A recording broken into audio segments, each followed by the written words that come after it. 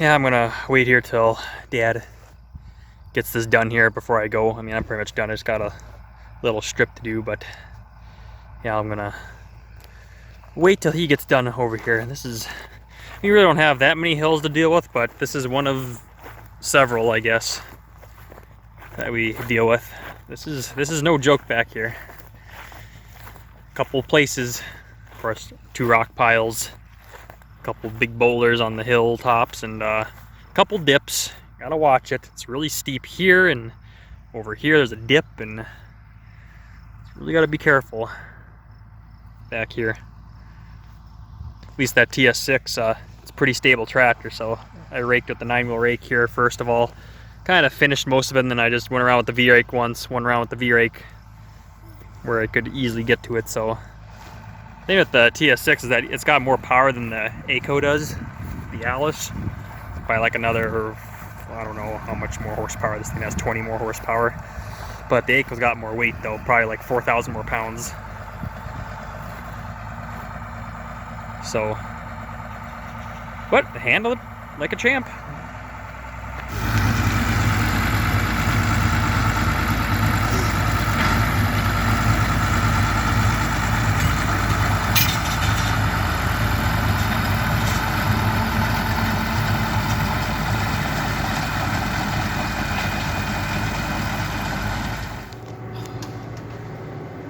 Yeah, that feel is questionable at the end.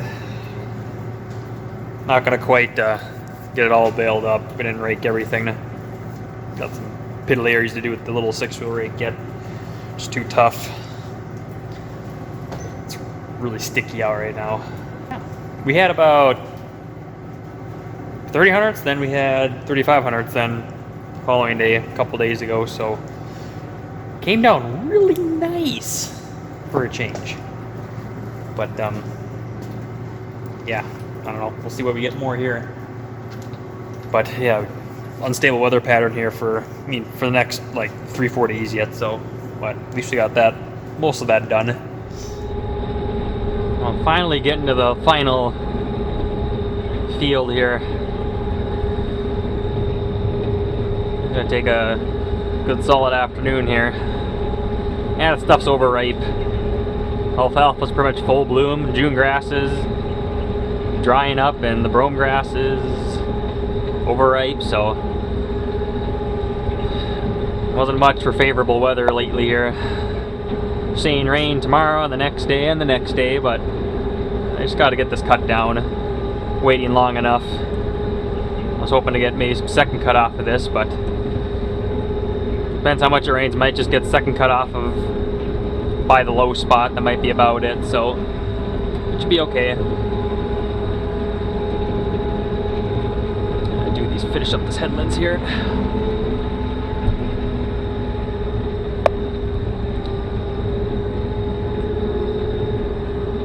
I got the windrow set a little bit. I got my baffle up as far as I think I could set it up one more notch, but I think it's hitting the windrow shields back there.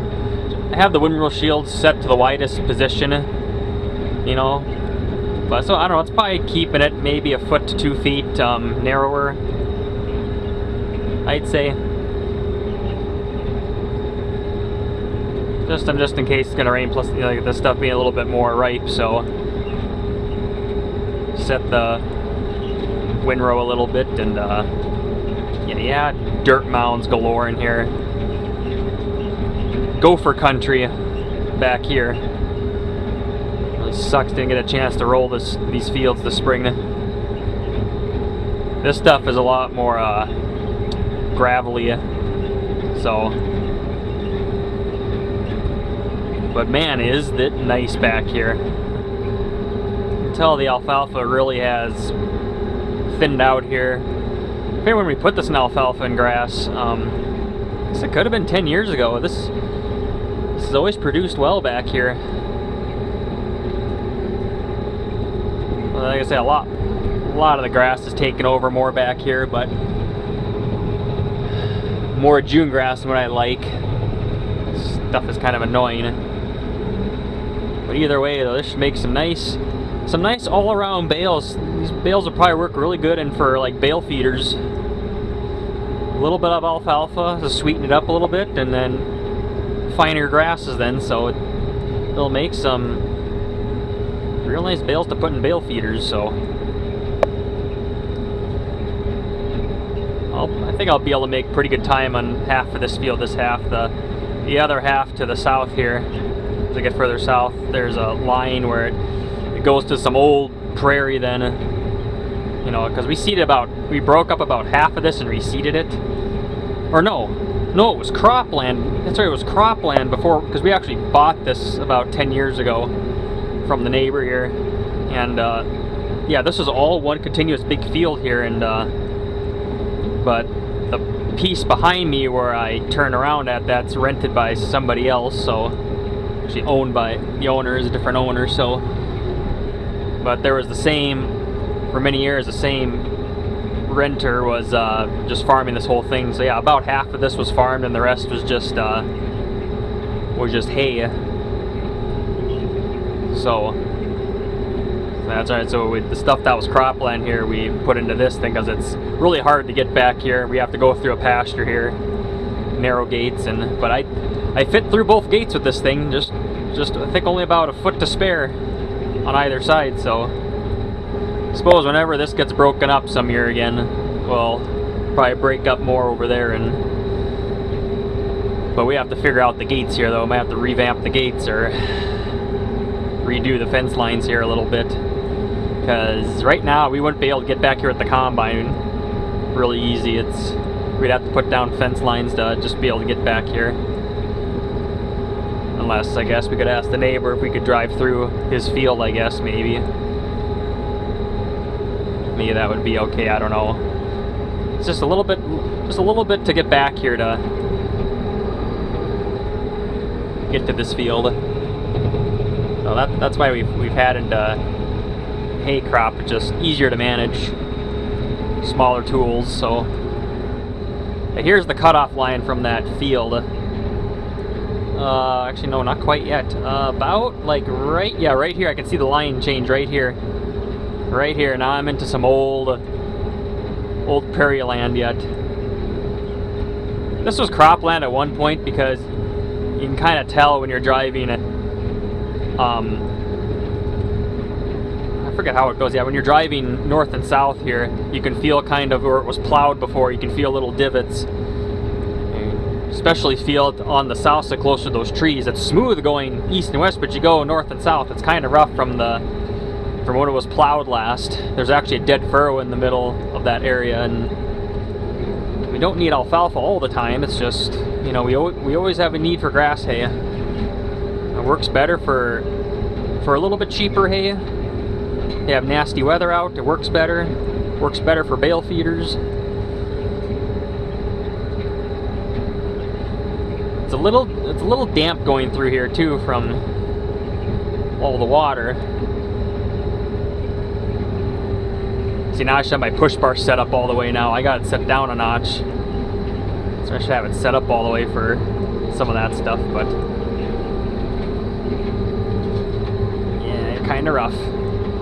I almost could have mowed through that, but it's spongy. I'm just worried about if we get any substantial rain, we wouldn't be able to bale it up then, so let that go for now. I mean, yeah, it'd be easier if I would have just cut it down, but still got quite a bit of haymaking yet to do. We got to cut a small pasture here.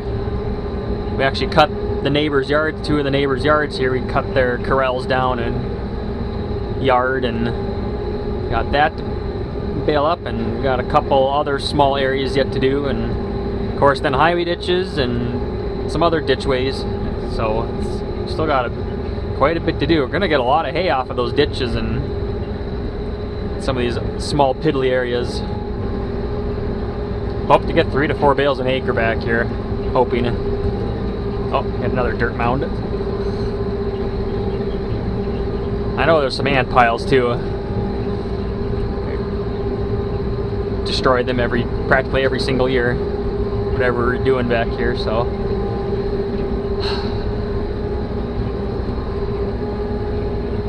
but yeah, it's been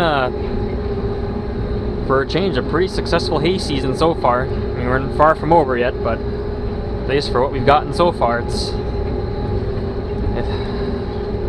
about time. It's amazing though that how much nicer the Swather does ride over this terrain right now. Like it's noticeably. I mean, I can tell it's still rough yet, but you got cab suspension, got rear suspension, and wide wheelbase. Header floating across the ground. It absorbs a lot. It's crazy. Sometimes if I go over a dirt mound, it has some little gravel pebbles in it. You just see them suckers just shoot out. Ooh.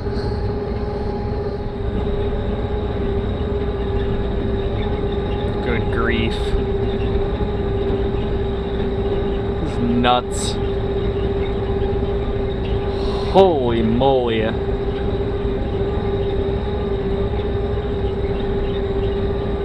Oh, it's that other grass down here. What are they? I don't know what they call that. Ryegrass or something? I don't know what it's called.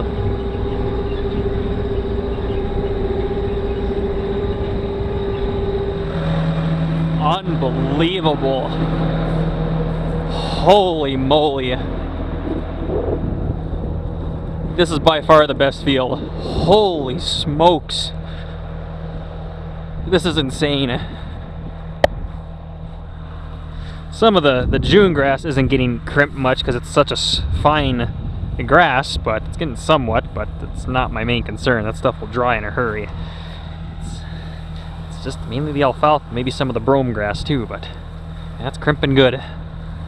Just making sure everything's doing alright here because this is thick. Yeah. Jeez. That is just thick.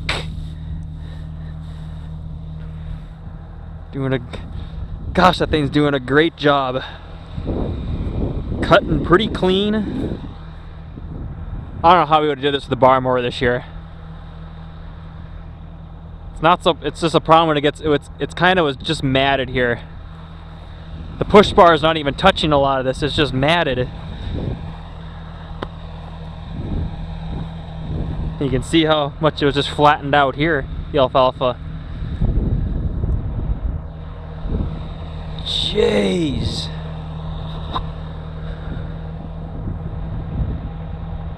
I mean, that's solid all the way. You can see where it's kind of the darker green shade, where it's not as ripe, still actively growing. That's where it's just solid. You can almost just bale this up as it is. Wouldn't even need to rake it in a windrow.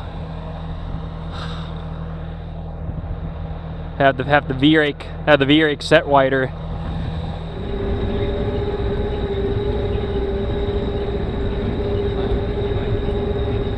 I was like, I can't go more than 3 miles an hour. I can hear the hydraulics and the conditioner rolls a little bit, like kind of like almost like I wouldn't say a whining noise, but just a noise I've never heard before mowing through this stuff. Yeah, and there's not much here then. Green canary grass.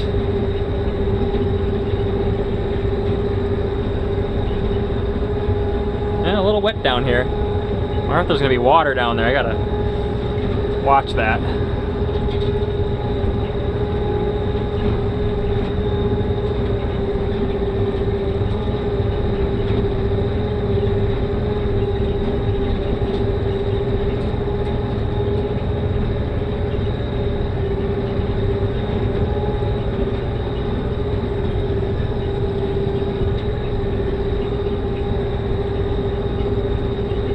It's just matted over.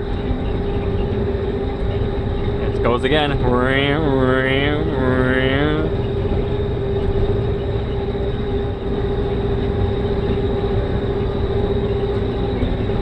Wow.